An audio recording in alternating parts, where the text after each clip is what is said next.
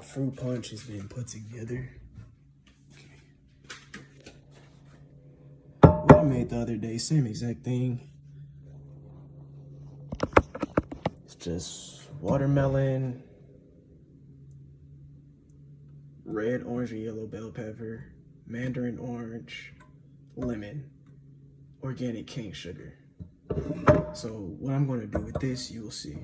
We're going to make a smoothie. This will pretty much be my first and only meal of the day. This brand of frozen fruit is so elite. You gotta get on this. Wyman's mango berry.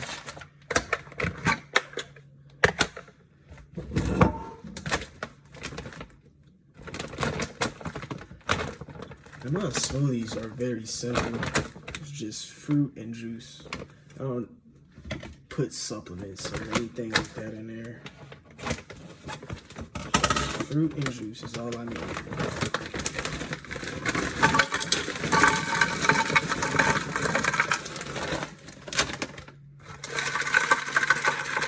Yep, it's gonna go crazy. I'm gonna throw that fruit punch in there. I might squeeze a little lime in it as well to brighten it up a little bit, but we'll see how it tastes. I'm gonna just ladle it a little bit. Give it a stir.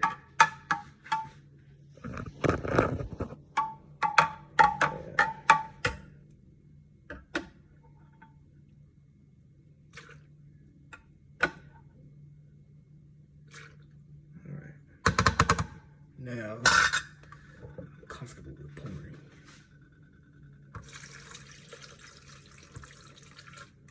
That's good enough. Like that. Enough. Blitz and lean.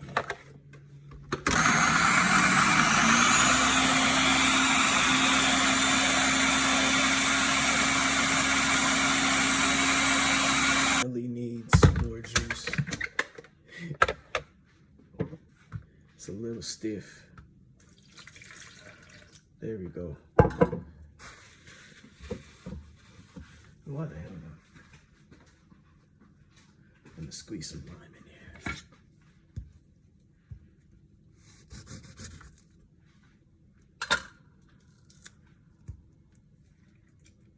So make it nice and bright.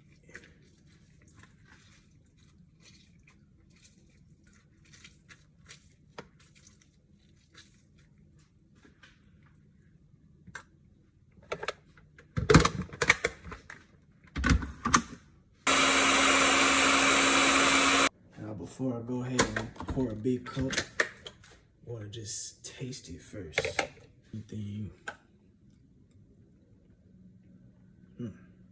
That's elite.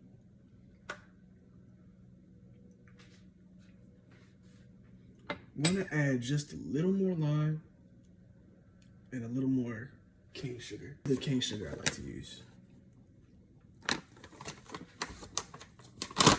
Just a little more of that.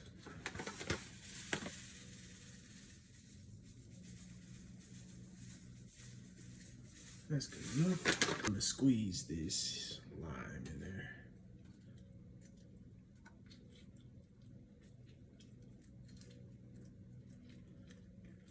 That's good. Alrighty.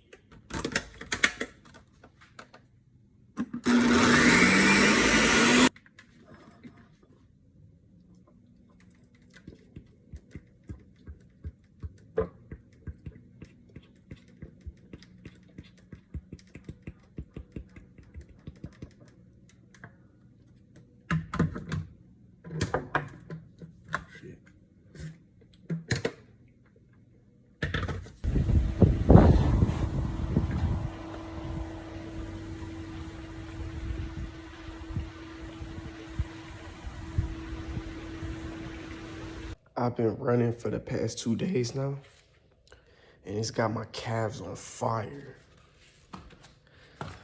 Going downstairs hurts a little bit, but like soon as I wake up in the morning, that's when it's the most sore. But man, yeah, that's what 2 days of running is done.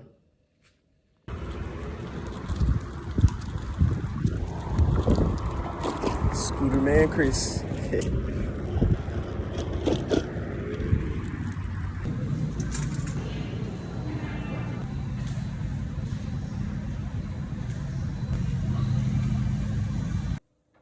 This was a successful haul. This will be for my dinner tonight. I'm just gonna do rice, basmati white rice with tomato sauce, tomato bell pepper sauce, diced bell peppers, zucchini, and I'm gonna squirt lime juice over it. And I normally don't like going to I normally don't like shopping for the entire week. I just merely enjoy the experience of going to the grocery store every day, foraging for food. So yeah, I'm there a lot, and they know me. Every time I go in there, it's like the Sprouts right around the corner of my house. So yeah, successful haul for today, you know. And I'm gonna go off to host at True Food Kitchen, and yeah, we're gonna come back and make dinner.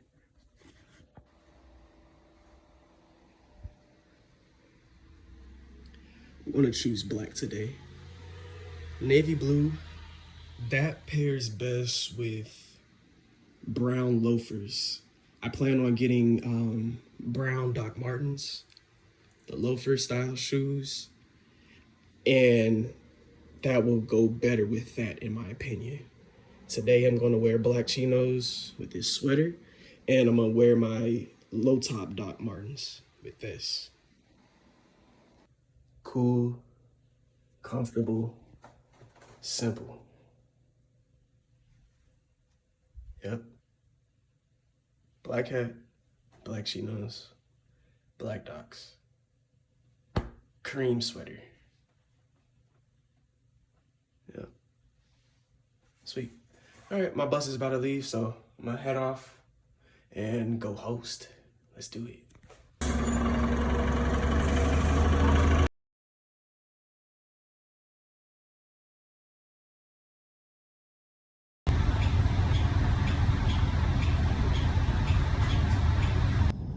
A key aspect of the breath to consider whenever you're doing your breath work, your breathing exercises, and this will conclusively carry its way into physical exercise or daily activity, you know, whether if it's not exercise at all.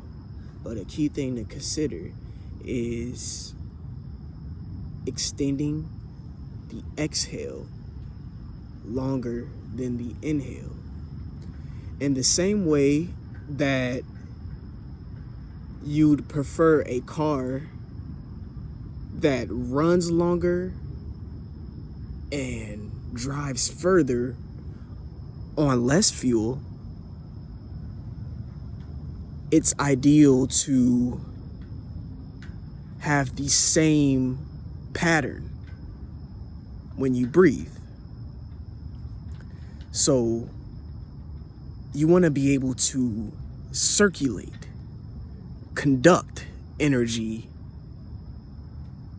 on a inhale, on each and every inhale. Because if you're inhaling 5 seconds and exhaling for 2 or 3 seconds, now it's leading to CO2 buildup in the body.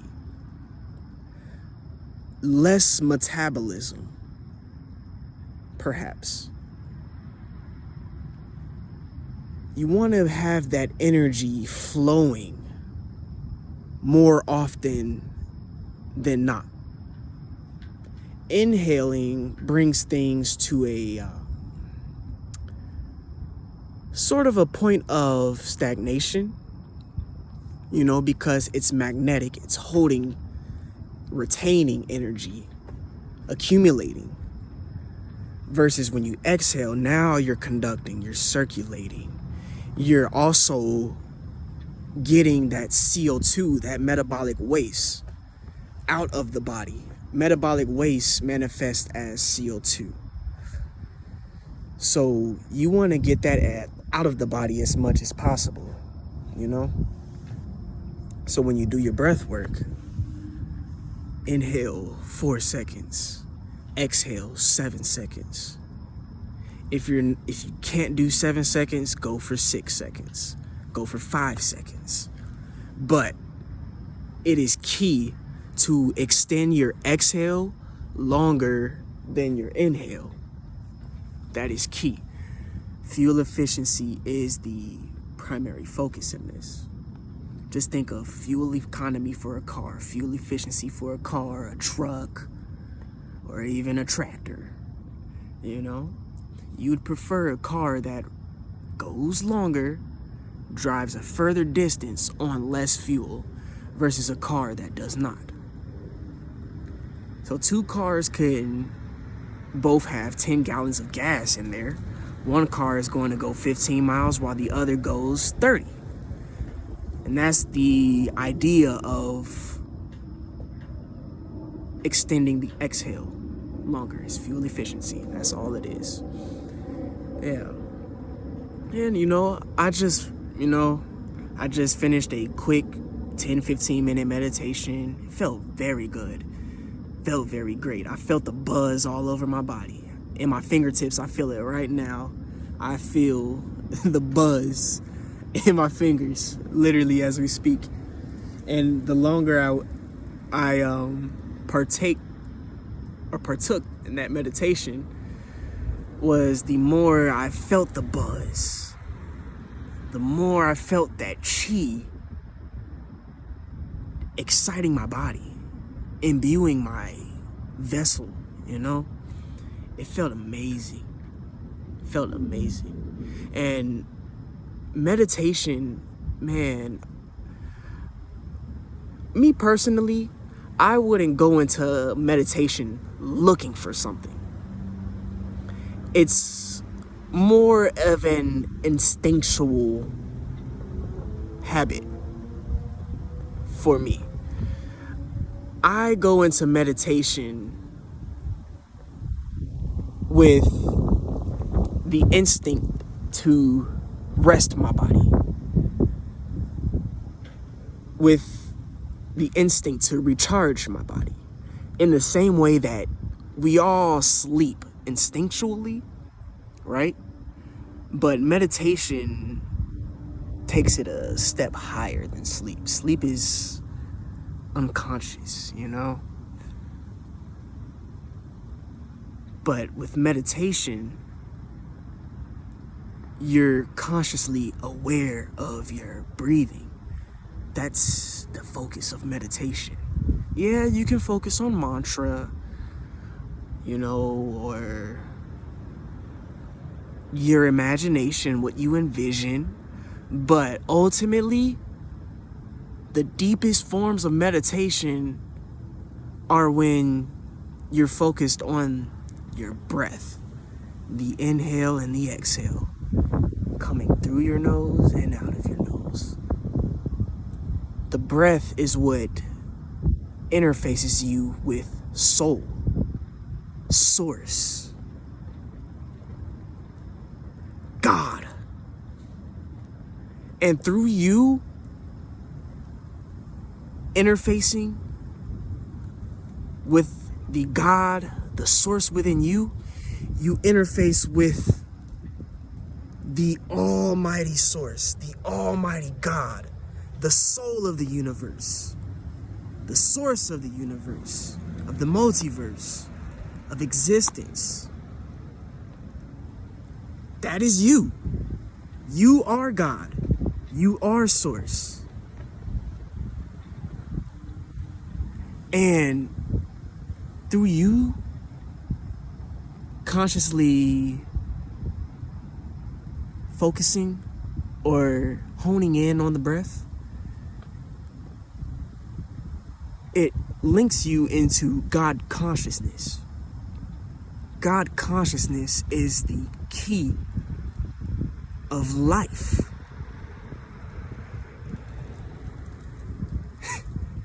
Man, how else can I put that? God consciousness is the key of life. Life is spirit. Life is prana. Life is energy. Life is chi. Life is the celestial chi, the universal currency. So once you link into this God consciousness, access this spirit, this chi, now you are able to manifest. You are able to command matter. You're able to be. When you meditate, you are in a state of presence. Outright being. And in this state of being, you are now manifesting. You're just shape-shifting reality. And it's very subtle. It's very subtle because you're in a state of being. It's just natural. It's intrinsic. It's intrinsic. The intrinsic becomes the external. Man, that's it, dude. That's it. I could go on and on. Man, I feel so fucking buzzed right now, man. I am high as hell. I'm high as heaven, bro. And I'm not even off no psychedelics right now at all. I'm just me, bro. I'm operating on this spirit energy, on this life. Through breath, you literally, to access the God consciousness, synchronize to the breath, where you respirate. Spirit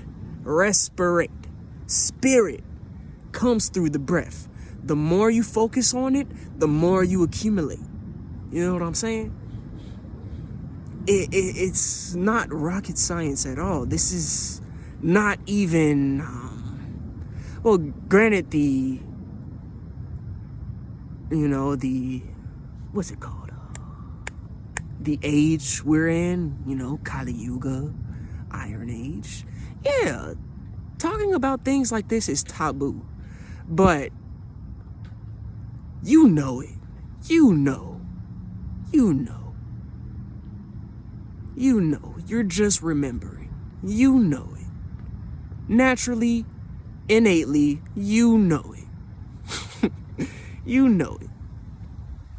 This is not rocket science. It's not all woo-woo.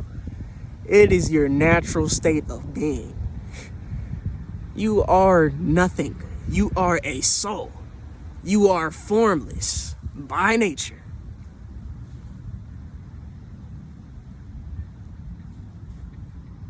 You know. Yeah. Just a couple insights.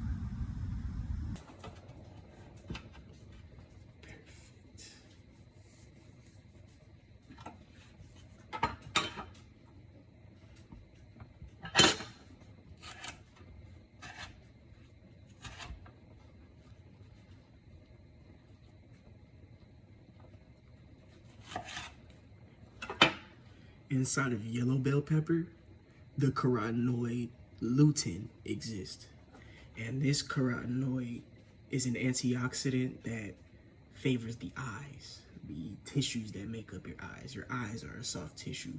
So ultimately, they'll prevent macular degeneration, and any inflammation that you may be having in your eyes. That's what antioxidants do. They are anti-inflammatory, antihistamine, antioxidants, so they prevent the withering and the decay of that part of your body. So again, in yellow bell pepper, you'll find the carotenoid called lutein. There are many carotenoids, but lutein is one of them. And this is going to go with my tomato sauce. Now, I hope I'm not speaking too early, speaking too soon. But ever since I've been emphasizing the intake of carotenoids, I've noticed that my seasonal allergies, my hay fever, has been going down significantly. In my meditations, I'm able to breathe a lot more clearly, clairvoyantly, without resistance, irritation, nasal dripping, or itching, sneezing, none of that. I hate that shit, bro. Hay fever is one of those things that I just would wish to live without forever. And it was whenever I started emphasizing the intake of carotenoids a couple weeks ago, I noticed that these allergies, this hay fever has gone down significantly. Like right now it's springtime, and you know, typically I would be having sneeze attacks, waking up in the morning with a swollen sinus, you know, one nostril clogged up and the other one clear. I don't wake up like that.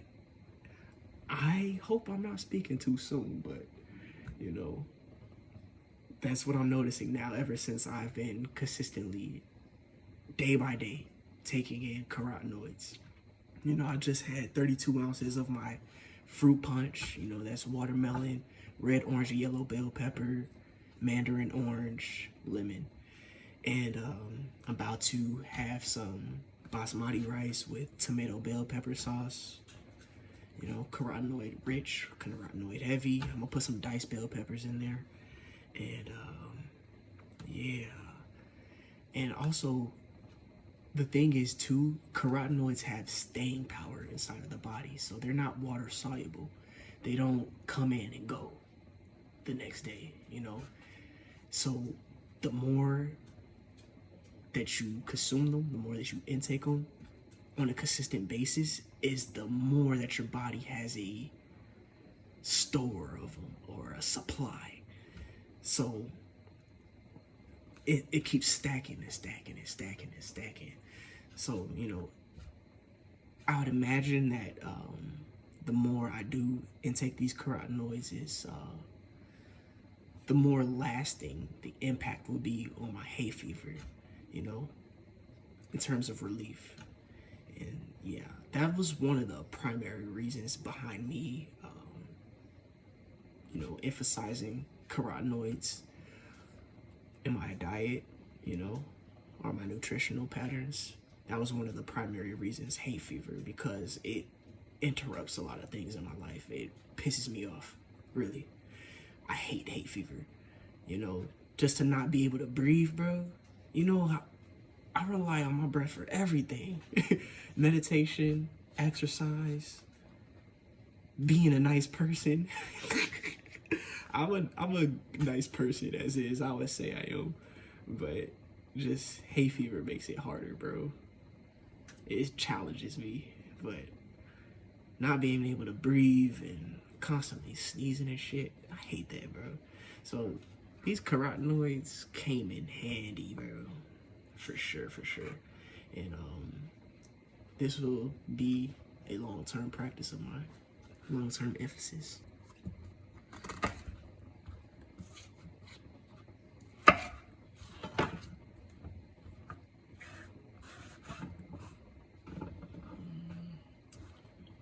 think this will be good enough. I'll go with this too.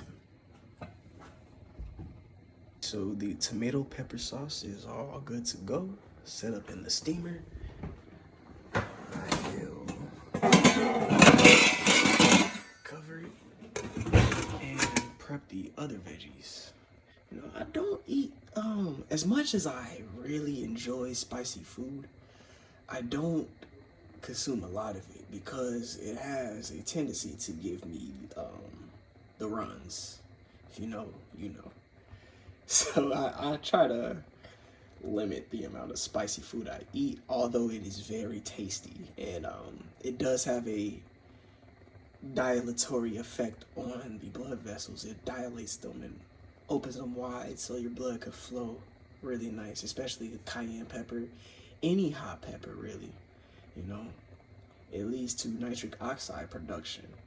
Not as much as when you run though. Running is king. For nitric oxide production, absolutely. You know, especially when your breathing patterns are controlled and regulated. You know, now you're actually having a proper experience. You know. To go further in depth for why I chose carotenoids to help treat my hay fever, my allergy symptoms, was, as I've mentioned before, was because carotenoids dwell within and favor these soft tissues. They love the skin. They love the soft tissues that make up your eyes. They love the joints, connective tissues, the fascia.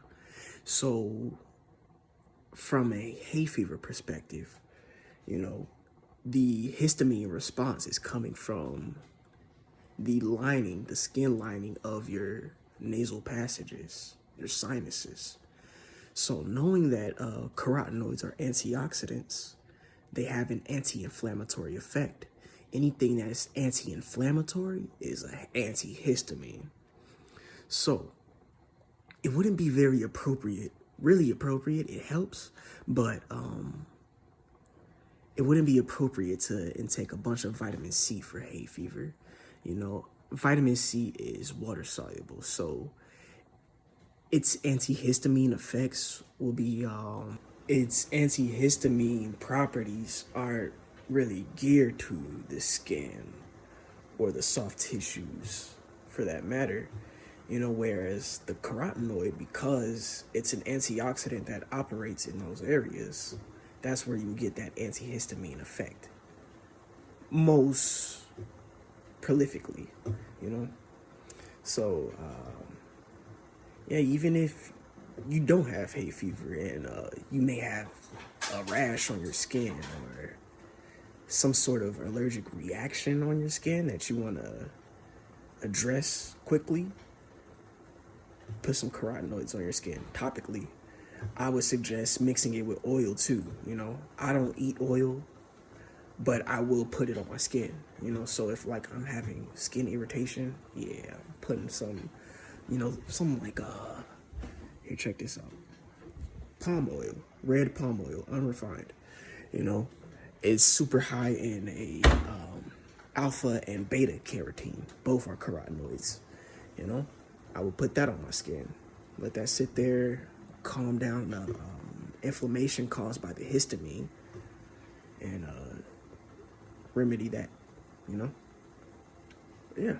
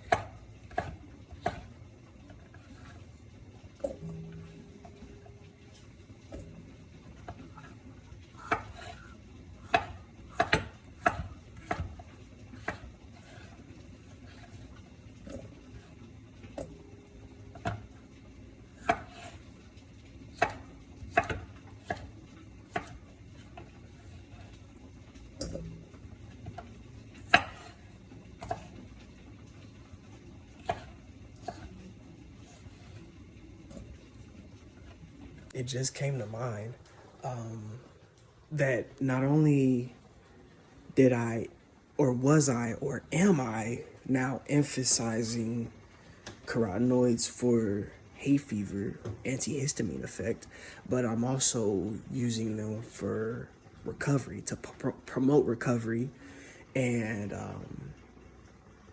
preserve my soft tissues, such as my joints specifically, because I'm not a very sedentary person. I do exercise. I am active day to day, doing something, lifting something, or walking, running, doing push-ups, or handstands, things of that nature, So knowing that, I know that it is important to preserve those tissues, preserve the integrity of them over time, because antioxidants prevent the decay or the withering away of energy, so to speak, because they donate electrons, they conduct electrons, they conduct electricity.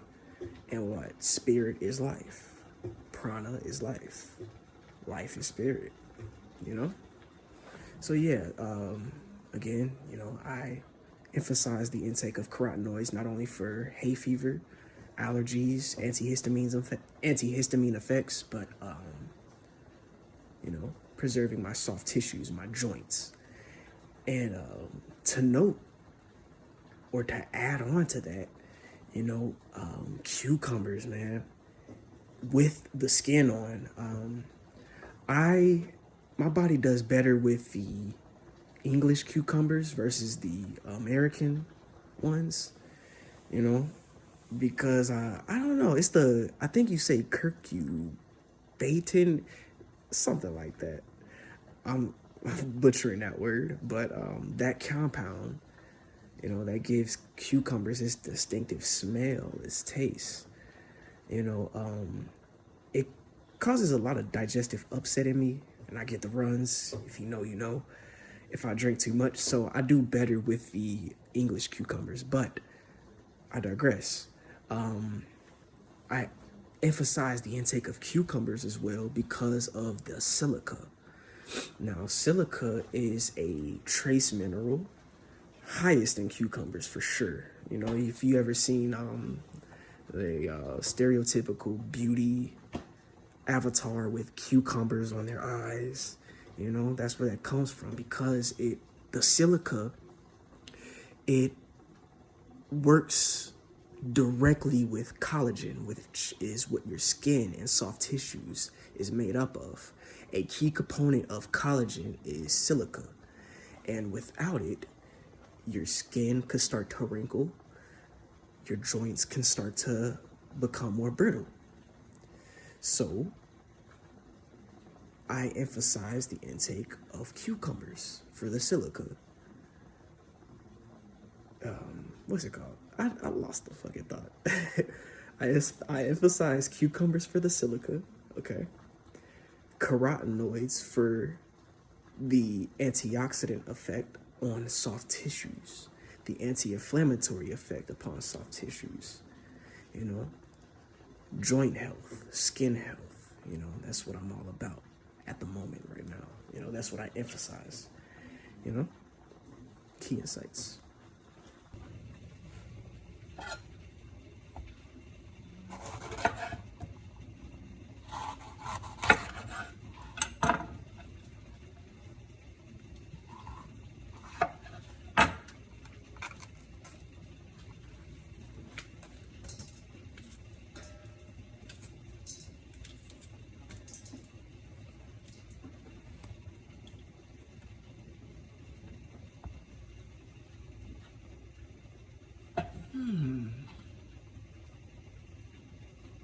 I think today I'm going to go for the chunks.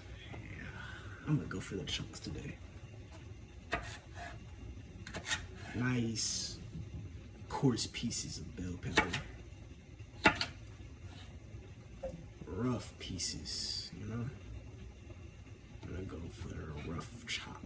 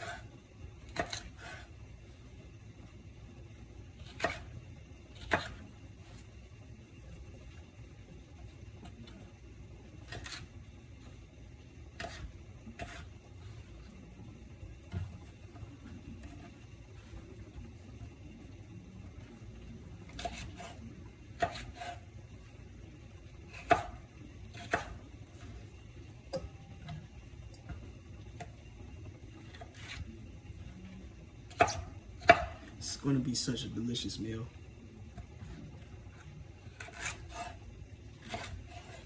And basmati white rice here is what I want to have it with. It's one of those grains, you know, rice in general, specifically the refined grain, the refined rice. I find it less bloating than wheat, if not at all, you know. I don't really get gassy from eating rice. I know if I do eat wheat products like the pasta, it's nothing crazy, but I still, you know, get a little gassy from eating wheat products, you know. Those FODMAPs are still there residually, but not as much as in a whole wheat product, you know. If I eat that, I'm really gonna be gassy, you know.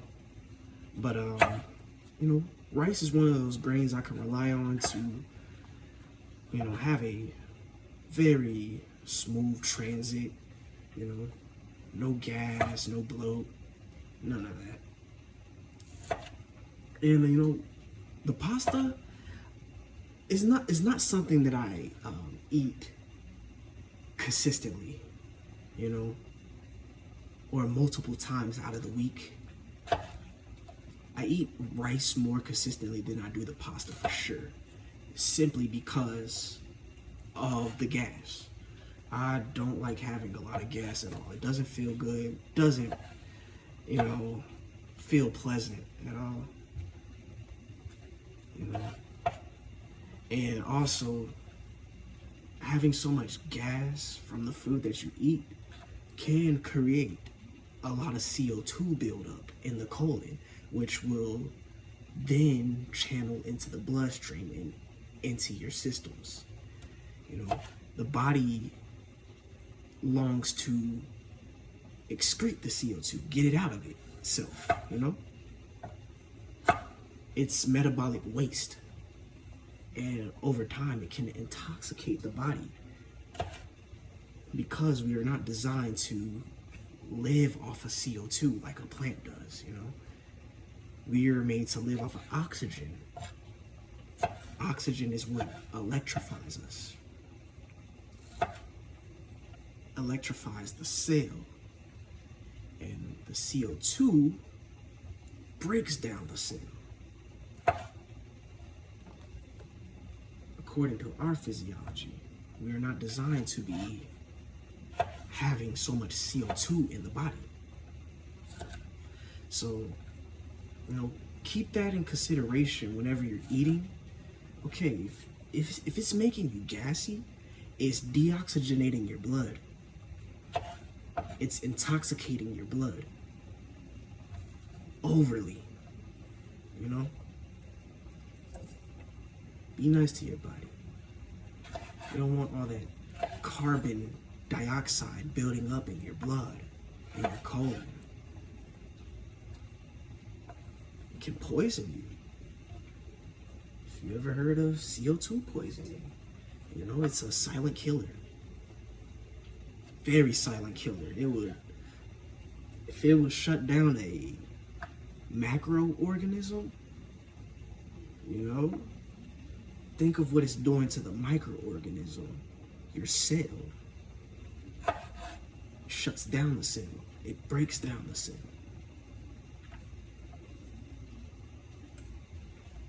Be careful of how much gas you're producing from the food that you eat. And that is why I do not consume wheat regularly, because I know that I get a little gassy. Especially the whole wheat, you know? Alrighty, chunky bell peppers and zucchini will go inside of the steamer once my tomato sauce is done, my tomato pepper sauce.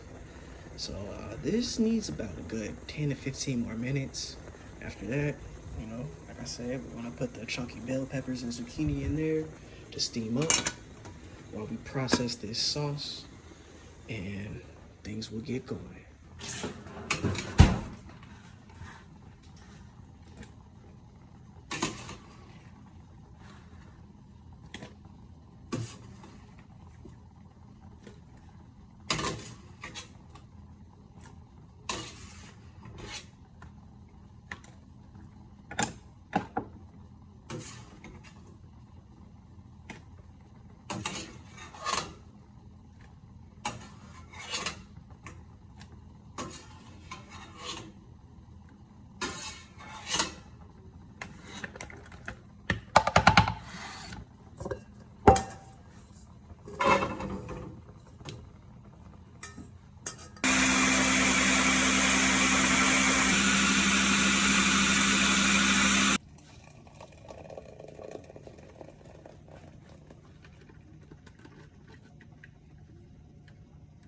And again, it's just roundhouse tomato, aka hothouse tomato, bell peppers, red, orange, yellow bell pepper, and Celtic sea salt. Simple. Let things taste of what they are. And just give it a nice strain.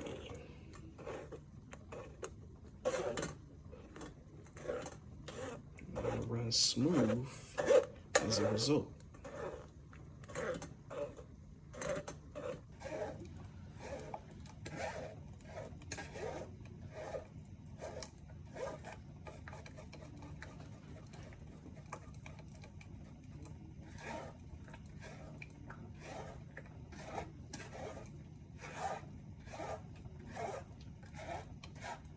Here's what remains. Here are the results.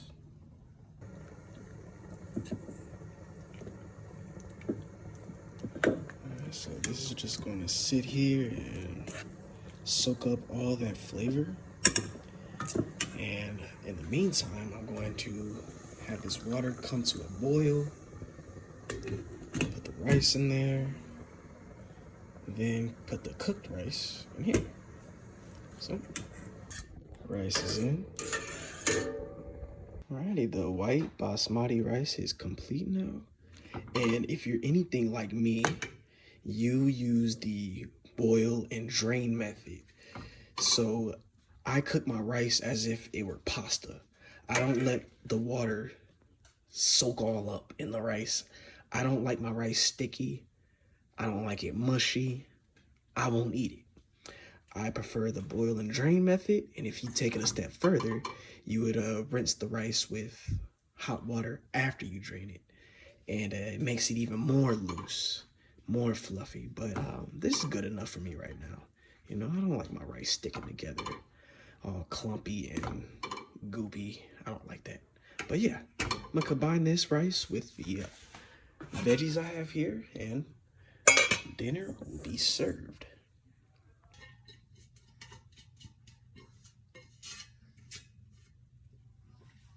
Rice.